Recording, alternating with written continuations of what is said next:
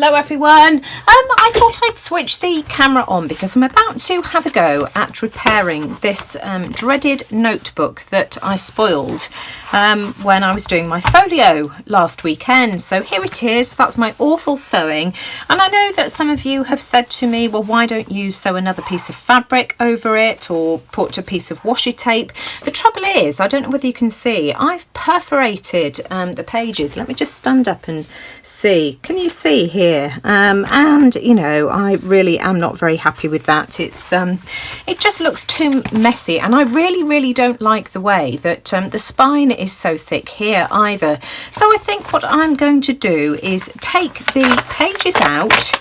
I'll keep those because I might be able to do something with those at a later date. So let's take the pages out and see what we've got once I've done that. Well, I've ripped my pages out, and I don't know whether you can see what that looks like, and that is just way too messy for me. So what I am going to do, I've lost my smaller metal ruler. I had a tidy up the other day and I don't know what I've done with it, but I'm just going to take my Stanley knife and very carefully just try and score without going through to the other side, and just get rid of some of this bulk. That's all I'm trying to do, just get rid of some of the bulk of this paper. Well, this is what I am left with, and it's a lot bulkier than I was hoping it was going to be, but to be honest, that might work to my advantage because that has really strengthened and created a really sturdy spine. Now, I have gone through some of the fabric trying to cut away the excess, so what I am going to do is just put some of this bias binding over the centre, and I'm going to stitch that on with a zigzag stitch. So I'm going to use some of my trusty Fabri-Tac just to put some down the centre, just to hold it in place. Let's have a look. Only a tiny bit. In fact, I'm just going to thin that out because Fabri-Tac does have a tendency to bleed through. So I'm just going to pop that on there like that, just let that grab, and I'm going to go to my sewing machine and just do a zigzag stitch and try and tidy that up. Well, oh my goodness me, I honestly thought that this was beyond repair, but just look. I love that, and it's given it sort of a really sturdy spine for me to sew a signature in.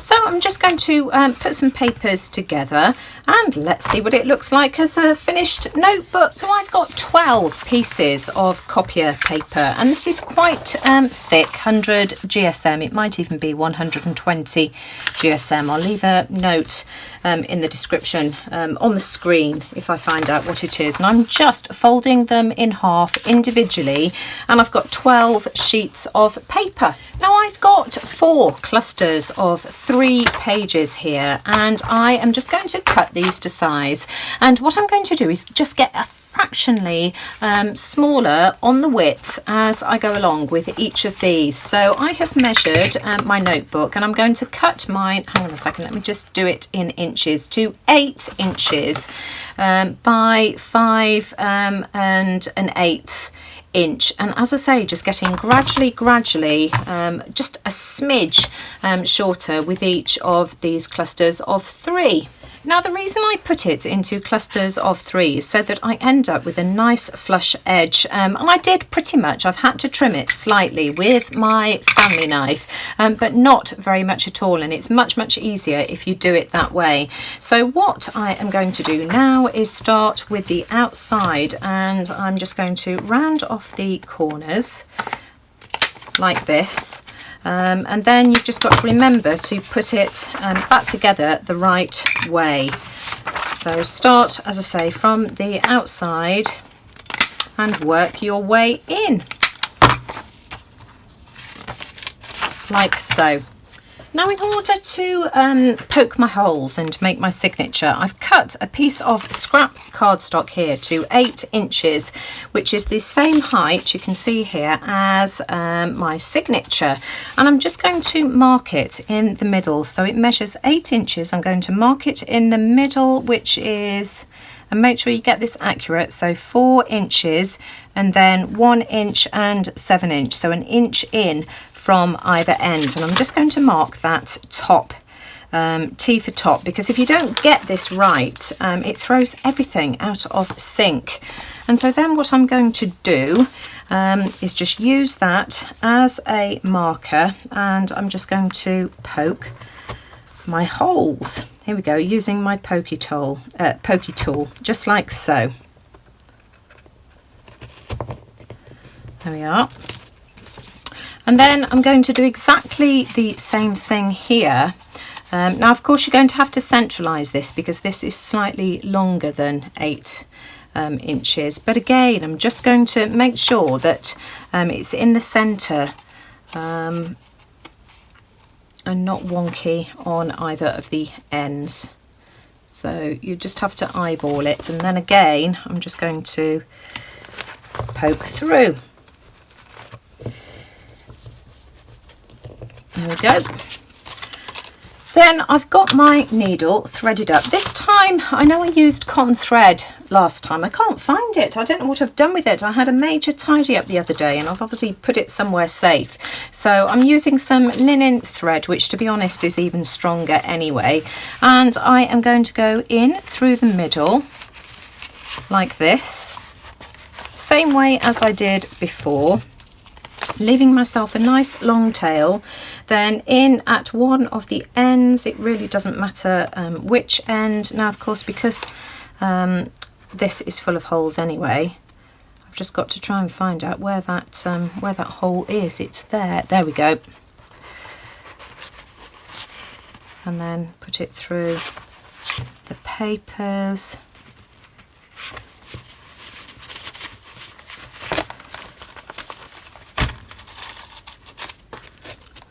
And then out through the other end.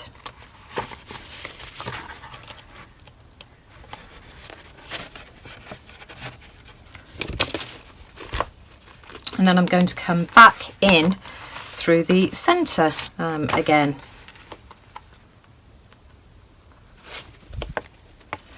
And I want one of the threads on one side and one on the other, so I'm just moving that over. This is really difficult to do on camera. Can you see? Let me just move that out of the way. So I've got one thread here and one thread there, and that's the centre. And just make sure that that is pulled nice and tight. So, you know, just fiddle around with it if you have to.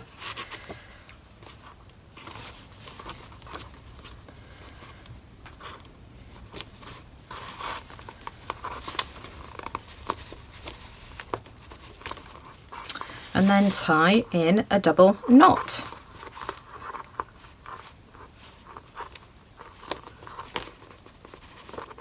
And then we'll just trim the excess. And that should be my notebook. I love that. Look how central that is, how nice and neat that is. I love it. Oh, that is so much better. I am so glad that you persuaded me to stick with this and gave me some tips as to how to try and repair it. Now, I had a mark just about here. I think it was just some glue that I tried to rub away, and I ended up taking some of the cover off. So I've just covered it up with another one of the embellishments that I had from Love Me Blue. These were from my sari scraps, and I just glued this on with some diamond glaze. And so I just applied the glue just to the very edges here, and I've let that set. So that's been drying for a couple of hours.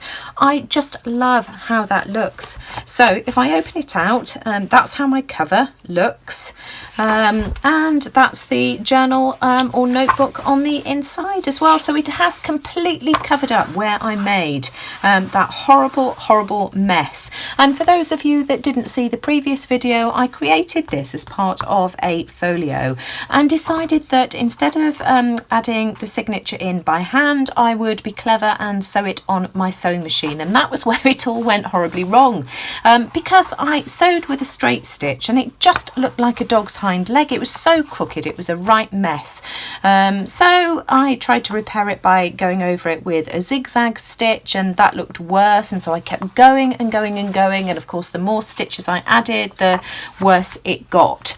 And so that was what you saw at the beginning of this video, but I am so happy with that. I love how sturdy this is as well, from the obviously the papers that are underneath here, but I just think that looks really, really neat. If I hold it up like that, I don't know whether you can see it. There we go, and I've just put a pocket inside and added a couple of tags, but just to remind you, this was the folio that I made last week, and this was the replacement notebook. When I got completely frustrated with this one here, I didn't have any more of this purple binding, so I had to use some more sari fabrics, but I love this one too. I think that's absolutely gorgeous, and this stitching inside the cover, that doesn't offend me at all. I really like the way that looks. So that's how it looks on that one there, and this is how it looks on this one here.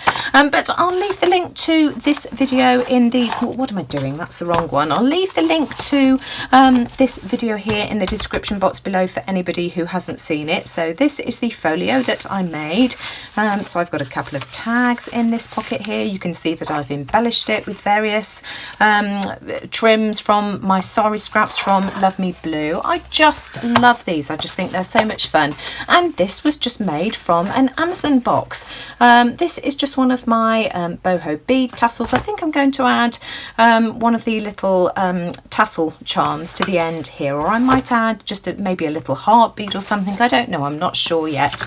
But bringing back, as I say, my rectified notebook. So I hope you enjoyed following along with its repair. I know that a lot of you had asked if I would share how I went about repairing it on camera, so I hope you enjoyed that video, and if you did, I'd really appreciate a thumbs up. So take care everyone, and I'll see you all again soon. Bye for now.